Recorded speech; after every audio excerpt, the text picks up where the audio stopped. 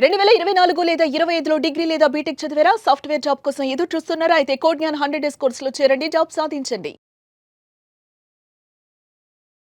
Welcome to Suman TV. నేను మీ Suman TV. నాకు చైల్డ్ కస్టడీలో ఫాదర్కి మదర్కి ఇద్దరికి కనుక మనం చూసుకుంటే ఎవరెవరికి ఏ ఏ హక్కులు ఉంటాయి, ఎలా ప్రిపేర్డ్గా ఉండాలి మనం. ఈరోజు మనతో పాటు ప్రముఖ అడ్వకేట్ శశికాంత్ గారు ఉన్నారు. వారి మాటలు తెలుసుకుందాము.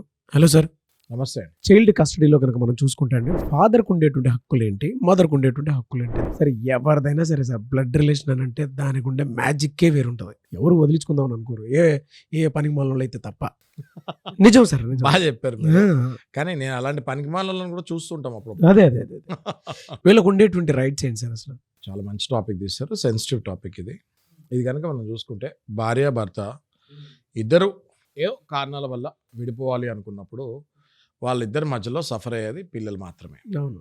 వాళ్ళు ఎలా సఫర్ అవుతారు, but they are called middle aged adults ఉంటారు కాబట్టి వాళ్ళకి అంత ఫీలింగ్స్ ఉండవు. ఇంకా లైఫ్లో ఎన్నో చూస్తుంటారు కాబట్టి. కానీ యంగ్స్టర్స్, యంగ్ అడల్ట్స్ కానీ టీనేజర్స్ కానీ, సరే యంగ్ అడల్ట్స్ అంటే 18 years దాటిన తర్వాత అది వాళ్ళ ఇష్టం. కానీ బట్ టీనేజర్స్కి, ఇన్ఫాంట్స్కి, టాడ్లర్స్కి, అంటే అప్ టు 2 years మనం జనరల్గా చూసుకుంటే ఇన్ఫాంట్స్, టాడ్లర్స్, టీనేజర్స్ ఇవన్నీ బ్రేకప్ ఉంటుంది. అప్ టు 18 years వరకు కూడా మనం టీన్ కింద మనము కన్సిడర్ చేస్తాం. అయితే మనం చూసుకుంటే ఫాదరు, మదరు ఇలా విడిపోయే ప్రాసెస్లో అసలు పిల్లలు ఫాదర్తో వెళ్ళిపోతారా, ఆ టైంలో మదర్తో వెళ్ళిపోతారా అన్నది పెద్ద క్వశ్చన్ మార్కు. అది చాలామందికి తెలియంది. చాలా ఇంపార్టెంట్ విషయం నేను ఇవాళ మీ ద్వారా చెప్పాలనుకుంటున్నా. ఏంటంటే, విడిపోయే క్రమంలో పిల్లల్ని ఎవరు తీసుకెళ్ళిపోతే అక్కడే ఉంటారు. మళ్ళీ కోర్టు ద్వారా నోటీస్ వస్తే కానీ, కోర్టు ద్వారా ఆర్డర్ వస్తే కానీ పిల్లలు మళ్ళీ ఇంకో పేరెంట్ ఇంటికి వస్తానికి కుదరదు. చాలామంది ఏం తప్పు చేస్తారంటే, పిల్లల్ని లైట్ తీసుకుంటారు విడిపోయే క్రమంలో. అవును. ఆ టైంలో ఒకవేళ ఫాదర్ కనుక చాలా తెలివైనడు ఉంటే దాన్ని మన పిల్లోని పట్టుకొని తీసుకొని వెళ్ళిపోతే ఇంకా ఆ మదర్ డైరెక్ట్గా వాళ్ళ ఇంటికి వెళ్ళి పిల్లోని తీసుకొస్తానికి హక్కు ఉండదు. She need to go to the court and get the order to take the child back again. ఏదో వెళ్ళి ఇంటికి వెళ్ళి లాక్కొని వచ్చేస్తానికి ఉండదు. మీకు అర్థమవుతుందా? చాలా క్రూషియల్ పాయింట్.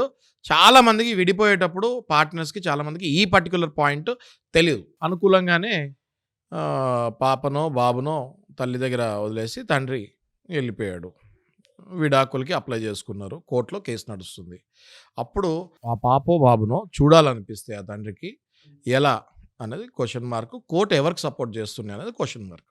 కోర్టు ఎవరికి సపోర్ట్ చేస్తుంది అంటే ఎవరి దగ్గర మంచి గుణాలు ఉన్నాయో. ఓన్లీ ఆర్థిక సామర్థ్యం ఒకటే కాదు నాగరాజు గారు. ఓన్లీ ఆర్థిక సామర్థ్యం ఒకటే ఉంటే ఈయన దగ్గర డబ్బులు ఉన్నాయి, బాగా చూసుకుంటారులే అని కాదు. డిసిప్లిన్ ఉండాలి, అలవాట్లు మంచిగా ఉండాలి, అక్రమ సంబంధాలు ఏమైనా ఉంటే దాని ప్రభావం, దాని దుష్ప్రభావం ఏమైనా పడుతుందా పిల్లల మీద, ఇవన్నీ కూడా కోర్టు కన్సిడర్ చేస్తుంది. సేఫ్టీ, ఎడ్యుకేషన్, ఫైనాన్షియల్, డెఫినెట్లీ పరిసరాలు, atmosphere, safety, financial stability, mental stability. ఒకవేళ మదర్కి ఇప్పుడు నా దగ్గరికి వచ్చిన కేసెస్లో, కొన్ని కేసెస్లో సిజ్నోఫీనియా అనే కామన్ డిసీజ్ తోటి మదర్స్ వస్తూ ఉంటారు. సిజ్నోఫీనియా మీద చాలా కొన్ని వందల జడ్జిమెంట్స్ ఉన్నాయి. స్కిజోఫ్రెనియా మీద ఉన్నాయి. అది కొన్ని వందల జడ్జిమెంట్స్ ఉన్నాయి సుప్రీంకోర్టు, వేరియస్ హైకోర్ట్స్లో. ఓకే, అది ఎలాంటిది అంటే, ఆ డిసీజ్ ఎలాంటిది అంటే దానివల్ల పూర్తిగా ఆమె పిచ్చిదానిలాగా అనిపించదు మనకి, పూర్తిగా మంచిదానిలాగా కూడా అనిపించదు. మీకు అర్థమవుతుంది కదా? సో అలాంటప్పుడు ఏమవుతుంది అంటే కోర్టు కూడా ఆ మూమెంట్లో ఆ తీవ్రత, ఆ జబ్బు యొక్క తీవ్రత ఎంత ఉంది అన్నది ఒక రిహాబిలిటేషన్ సెంటర్ నుంచి రిపోర్ట్ తీసుకుంటాము. మళ్ళీ అడ్వకేట్ కమిషన్ వేసి స్వయంగా గవర్నమెంట్ డాక్టర్స్ని పెట్టి ఆ సివియారిటీ ఎంత ఉంది అని చూసుకుంటాము. ఆ సివియారిటీ కనుక పర్వాలేదు అనుకుంటే విజిటేషన్ రైట్స్ కోర్టు అలాంటి తల్లికి లేదా అలాంటి తండ్రికి కూడా ఇస్తాం జరుగుతుంది. ఎన్నో జడ్జిమెంట్స్ ఉన్నాయి. కానీ చాలామంది ఏం చెప్తారు, హస్బెండ్స్ కానీ వైఫ్స్ కానీ, ఆపోజిట్ పార్ట్నర్కి ఇదిగో ఈ సిజ్నోఫీనియా డిసీజ్ ఉంది కాబట్టి నేను మీకు ఇవ్వను, మీరు కోర్టుకి వెళ్ళినా కూడా మీకు విజిటేషన్ రైట్స్ రావు అని అంటారు. కానీ అది తప్పు. అలా ఉన్నా కూడా విజిటేషన్ రైట్స్ వస్తాయి. ఎందుకు అంటే దాని తీవ్రత ఎంత అన్నది కూడా చూడాల్సి వస్తుంది. ఓకే, ఇది పక్కన పెట్టేస్తే ఇద్దరు బాగానే ఉన్నారు, మెంటల్గా ఇద్దరు స్టేబులే ఉన్నారు. మరి తండ్రి నాకు కూడా ఈక్వల్ అంతే ప్రేమ ఉంటుంది. మీరు అన్నట్టు ఇందాక రక్త సంబంధం అన్నది నార్మల్ విషయం కాదు. అది పెరుగుతూ వస్తూ ఉంటుంది. అది పెరుగుతూ వస్తూ ఉంటుంది. మీరు పక్కన పిల్లల్ని చూసే పద్ధతి వేరే ఉంటుంది. మీ సొంత పిల్లలు అటాచ్‌మెంట్ అసలు స్పెషల్లీ తల్లులు ఇవాళ రేపు నేను తల్లులే అనట్లేదు. తండ్రులు కూడా అంతే అటాచ్డ్‌గా ఉంటున్నారు. చాలామంది తండ్రులు నేను చూస్తూ ఉంటాను. చాలా ఏడుస్తూ ఉంటారు. మా దగ్గరికి వచ్చి నా కొడుకుని చూడాలనిపిస్తుంది, నా కూతుర్ని చూడాలనిపిస్తుంది అని. వాళ్ళ కెరియర్ కూడా పక్కన పెట్టేసి కోర్టుల చుట్టూ, లాయర్ల చుట్టూ తిరుగుతూ ఉంటారు. ఓకే. ఇలాంటప్పుడు నేనిచ్చే సజెషన్ ఏంటి అంటే, మీరేం బాధపడక్కర్లేదు. కోర్ట్ ఇద్దరిని ఈక్వల్‌గా న్యాచురల్ గార్డియన్స్ లాగానే చూస్తది ఆఫ్టర్ 5 ఇయర్స్.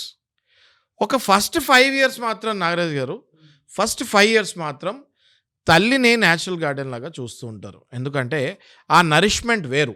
ఆ సైకలాజికల్ అటాచ్‌మెంట్ గానీ, ఆ మదర్ మిల్క్ బాండింగ్ గానీ, ఆ నర్చరింగ్ గానీ, ఆ నరిష్మెంట్ గానీ ఫస్ట్ 5 ఇయర్స్ మదర్ ఇచ్చే కేర్ అండ్ ఎఫెక్షన్ ఎవరి వల్ల కాదు. అందుకే ఫస్ట్ మనం మాతృదేవో భవ అంటాం. రైట్? కానీ ఇమ్మీడియేట్‌గా పితృదేవో భవ కూడా అంటాం. 5 ఇయర్స్ దాటిన తర్వాత తండ్రికి, తల్లికి ఈక్వల్ రైట్స్ ఉంటాయి. సో, ఈక్వల్ రైట్స్ ఉన్నప్పుడు మరి పర్మనెంట్ కస్టడీ ఎవరి దగ్గర? క్వెషన్ మార్క్ ఇక్కడ ఏంటి అంటే, చాలామంది పర్మనెంట్ కస్టడీ కోరుకుంటారు. విజిటేషన్ రైట్స్ కోరుకుంటే ఇట్ ఈస్ వెరీ ఈజీ అండి. నాగరాజు గారు 99% ఆఫ్ ద కోర్ట్స్ ఆ మనిషిని చూడగానే అర్థమైపోతుంది. ఏం చేస్తున్నాడు, ఏం జాబ్ చేస్తున్నాడు, ఏంటి ఆ ప్రవర్తన, అది అలా ట్రాక్ రికార్డ్ అది చూసి పర్వాలేదు విజిటేషన్ రైట్స్ ఇచ్చేస్తుంది, శాంక్షన్ చేసేస్తుంది. కానీ ఈ తండ్రులు ఉన్నారే, వీళ్ళకి విజిటేషన్ రైట్స్ తోటి సాటిస్ఫాక్షన్ రాదు. వాళ్ళు నా కొడుకు, నా వారసుడు నా దగ్గరే పెరగాలి, నాకు పర్మనెంట్ కస్టడీ కావాలి అని చెప్పి ఆ తండ్రి యొక్క పేరెంట్స్ అంటే నానమ్మ, తాతయ్య అందరూ కలిసి పర్మనెంట్ కస్టడీ గురించి పోటీ పడుతూ ఉంటారు. ఓకే. అయితే ఈ పర్మనెంట్ కస్టడీ కూడా మీకు దొరుకుతుంది. తండ్రికి పర్మనెంట్ కస్టడీ దొరకదన్నది ఏం లేదు, దొరుకుతుంది. కానీ మీరు మీ వైఫ్ కంటే అంటే తల్లి కంటే కూడా మీరు సామర్థ్యులు అని ప్రూవ్ చేసుకోవాలి. అన్ని రకాలుగా మెంటలీ స్టేబుల్ అన్నది ఒకటి ప్రూవ్ చేసుకోవాలి, ఫిజికలీ స్టేబుల్ అన్నది ఒకటి ప్రూవ్ చేసుకోవాలి, ఫైనాన్షియలీ స్టేబుల్ అన్నది ఒకటి ప్రూవ్ చేసుకోవాలి, మీ కరెంట్ బిహేవియర్ ఏంటి అన్నది ప్రూవ్ చేసుకోవాలి, ఓకే, మీ బ్యాడ్ హ్యాబిట్స్ని ప్రూవ్ చేసుకోవాలి. You have to be alcoholic free some times.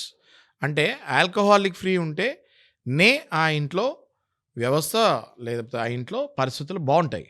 రోజు ఆ తండ్రి తాగి వస్తున్నాడు, ఇంకెక్కడ చూసుకుంటాడు కొడుకునో కూతురునో? ఆ పసితనంలో చూసుకోవాలంటే హ్యాబిట్స్ కూడా బాగుండాలి కదా. ఒకవేళ చైన్ స్మోకరు, ఓకే, ఇల్లంతా పొగుంటుంది, దానివల్ల ఆ కొడుకో కూతురో హెల్త్ ఎఫెక్ట్ అవుతుంది కదా. సో ఇట్లాంటివన్నీ హ్యాబిట్స్ కూడా, ఈ హ్యాబిట్స్ ఇవన్నీ కూడా అవతల వైపు పార్టీ అంటే వైఫ్ కోర్టులో వేస్తాం జరుగుతుంది. ఇదిగోండి మా హస్బెండ్ తాగుడు ఉంది, స్మోకింగ్ ఉంది, బయట తిరుగుతాడు, గ్యామ్లింగ్ చేస్తాడు, దుబారా ఖర్చులు ఎక్కువ, అమ్మాయిలతో తిరుగుతాడు, ఇవన్నీ లిస్ట్. ఈ లిస్ట్ అన్నీ పెడితే మీకు పర్మనెంట్ కస్టడీ వచ్చేది 99 కాదు 100% కష్టం. ఈ హ్యాబిట్స్ మీకు ఏమీ లేకుండా మీరు పర్ఫెక్ట్గా ఉంటే స్టేబుల్, అప్పుడు ఏం చూస్తారు లాస్ట్లో చూసేది ఏంటి అంటే, ఇద్దరు ఈక్వల్గా స్టేబుల్గా ఉంటే లాస్ట్లో చూసేది ఫైనాన్షియల్ స్టెబిలిటీ. నేను బెటర్ ఎడ్యుకేషన్ ఇవ్వగలుగుతాను, నేను మా వైఫ్ కంటే కూడా మా పిల్లలకి నేను బెటర్ ఎడ్యుకేషన్ ఇవ్వగలుగుతాను అన్నప్పుడు జాయింట్ కస్టడీ ఇచ్చే ఛాన్సెస్ ఉంటాయి. నాగరాజు గారు అప్పుడు కూడా పర్మనెంట్ కస్టడీ ఇచ్చారు, వెంటనే జాయింట్ కస్టడీ ఇస్తారు. జాయింట్ కస్టడీ ఇచ్చి కొన్నాళ్ల తర్వాత పిల్లవాడి అభిప్రాయం తీసుకుంటారు, బాబు అభిప్రాయం తీసుకుంటారు. బాబుని కూడా ఎవరు ఇన్ఫ్లుయెన్స్ చేయకుండా జడ్జి గారు ఆ మైనర్ బాలిక కానీ సపరేట్గా రూమ్లోకి తీసుకెళ్ళి అడుగుతాం జరుగుతుంది.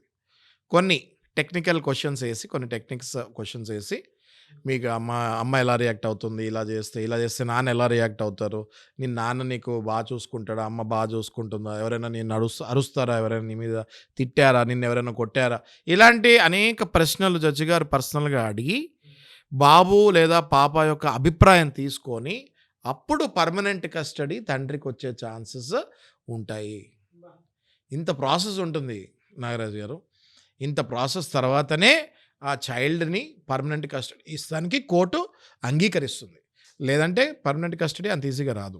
సో ప్యూర్ సైకలాజికల్ మెచ్యూరిటీ మీద డిపెండ్ అయ్యి ఉంటుంది. దాంతోపాటు సోషల్ స్టాటస్ని బట్టి కూడా డిపెండ్ అయ్యి, దాన్ని బట్టి మదర్కి ఇవ్వాలా, ఫాదర్కి ఇవ్వాలంటే కోర్టు డిసైడ్ చేస్తారు. అంతే కదా సార్? ఓన్లీ ఆర్థిక సామర్థ్యం మీద డిపెండ్ అయి ఉండను. అదే అనేక పారామీటర్స్ మీరు అన్నట్టు సోషల్ స్టేటస్తో పాటు సైకలాజికల్ స్టేట్ వెరీ ఇంపార్టెంట్.